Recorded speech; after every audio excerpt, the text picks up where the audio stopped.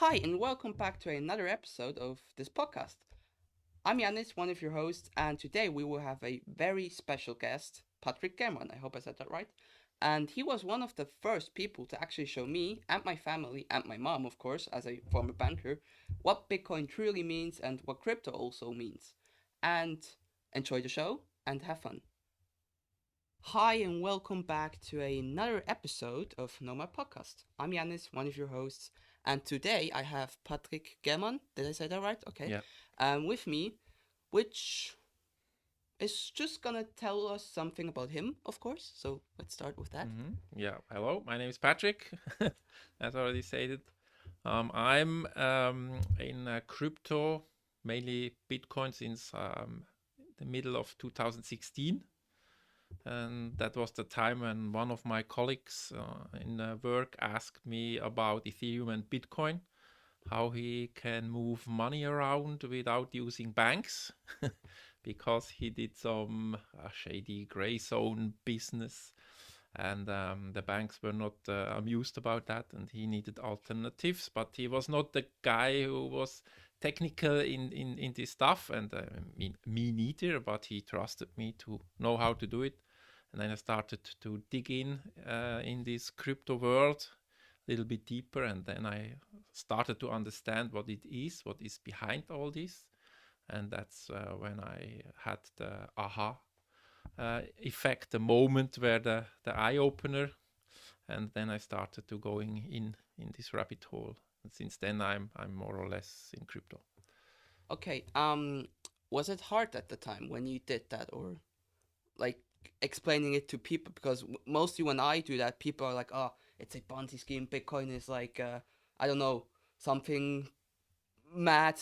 You cannot trust it because you don't know what Yeah, or who yeah, is yeah. behind it. Was that hard to do?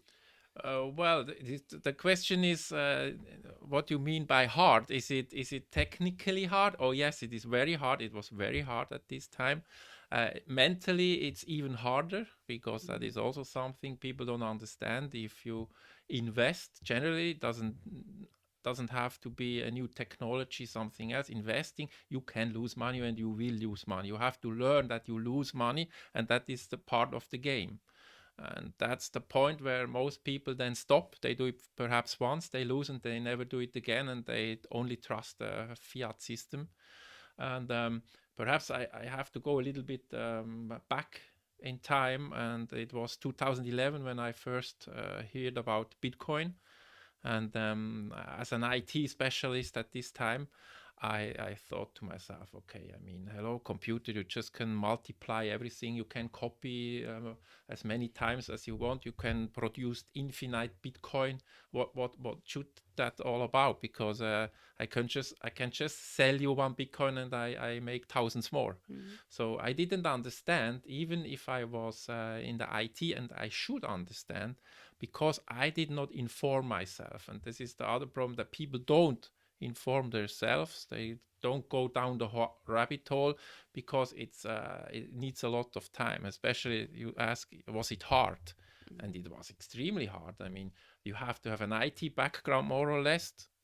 Then you needed to have that. There was nobody out there who really teached you about or taught you about what is Bitcoin, how it works. And then we have another problem. You have to understand our financial system first, Mm. before you even go there. And then you also will understand Bitcoin, and you will understand what it really means to invest in something like crypto. Why we need that? Because most people say, well, it's just a money making Yeah. machine, and just some people get rich. And if you are one of the early mover, the first who was in, you get the richest, and Mm. the later you are going, the less is your opportunity in this game. And that's where, for people who don't understand our financial system, as I said, if you know our financial system, how it works, the whole scheme, then you will understand crypto, and then you will pretty much go and invest. I mean, it also starts with understanding taxes. For example, I mean, I personally believe that taxes are a fraud because there are so many, even on groceries. When you go to the supermarket, there's like a tax on the groceries, and then I'm like, why do we have taxes on groceries? And I think that kind of goes into that, or doesn't it? You know, so Yes, I mean, yes and no. Yes and no. Taxes are needed. I think when tax was invented, it was really for the good, for the people. mm-hmm. And now taxes is more for the politician, more for the people already have Yeah, money. And the problem is that you pay taxes not only once, you pay them all you the time. pay Yeah. them all the time. Everything you do, you pay taxes again. Let's say the Erbrecht. I don't know what this is in in English. Yeah, yeah, no worries. To be honest, but let's say your parents die and you get money from them, and then you pay again taxes on top, although your parents already paid the tax for this. Mm-hmm. And that is just something that's theft. And that's the fraud, exactly. That's the fraud. Because taxes Yeah. itself are not frauds, but No, tax. how they are used, Yeah, that's the how they are fraud. used. Yeah, yeah. Okay. Um, since we are talking about taxes and financial stuff, spot ETF next year. What are your thoughts on that? BlackRock, JP Morgan, Yeah, all yeah. that. Yes, I know that especially people who invest just to make money, they want to see that the price go up. It is not about what is blockchain, what is decentralized financial system, what is the true value behind something like Bitcoin that you can say it's a saving in your lifetime, that you make a saving in the work you put in something, and you can store it in Bitcoin. It is more about if the price goes up. And of course, for that, spot ETF might be pretty much sure would be an accelerator, could even go very crazy with the price. But of course, for me, that is not what Satoshi Nakamoto wanted. I believe that firmly. It is clear, and of course that's the vision of Satoshi Nakamoto, that there is no religion, there are no borders, there is no black, no white, no whatever. Bitcoin everybody can use and is free. And of course that BlackRock and all these institutions, these investment companies, they also can invest in Bitcoin. That is for sure. But for me, that is how they do it is for me against the vision of Satoshi Nakamoto, which, by the way, I believe was a group and not a single person. Yeah, me as well. Yeah. I don't believe it was just Yeah, one person. and I don't care who it was. So Yeah, that's also the doesn't good matter. thing, because that Yeah. person or that group Yeah. is not, Yeah. you can't corrupt them. So, Yeah. Okay. As a guy who understands Bitcoin and finance, how was it for you to, when you first saw the opportunity to invest into Bitcoin? How was that? What did you feel? Did you feel, it's just something that might be there and then gone, or did you know that it was something that is gonna be there forever and that generations can build onto that? You just said that I understand Bitcoin. I know there are people in this field, they say I don't understand Bitcoin because I also invest in other cryptos. So, but that's something else. So, Yeah. Okay. Yeah. No, for me, as I said at the beginning, 2011, I saw it. I was not going deep into the rabbit hole. I didn't understand really what is decentralization, what is blockchain, how this is with this mining, proof of work, and that all. And then when I started to see how it works, then I was more than 100% sure that this is the future. It was like, Bwah. Because I mean, okay, you really cannot replicate, you cannot copy, you cannot produce infinite coins. It is really working, and it's global, and you don't have to trust. And that's the paradigm shift that people don't understand, because our life, everything is based on trust. You have to trust your partner, you have to trust the banks, you have to trust the government, you have to trust the car makers that they don't do something, you have an accident, you die. I mean, it's all based on trust. And then we have a new technology and we talk about trustless. What?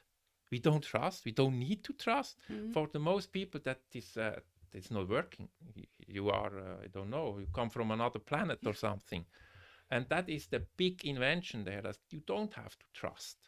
Okay. And how this works, most people don't understand. And when they start beginning to see that, they also are that blow their minds, that they really say, hey, that is really an alternative to the to the establishment, to the financial Yeah. system we have today. And that's the point. We need an alternative.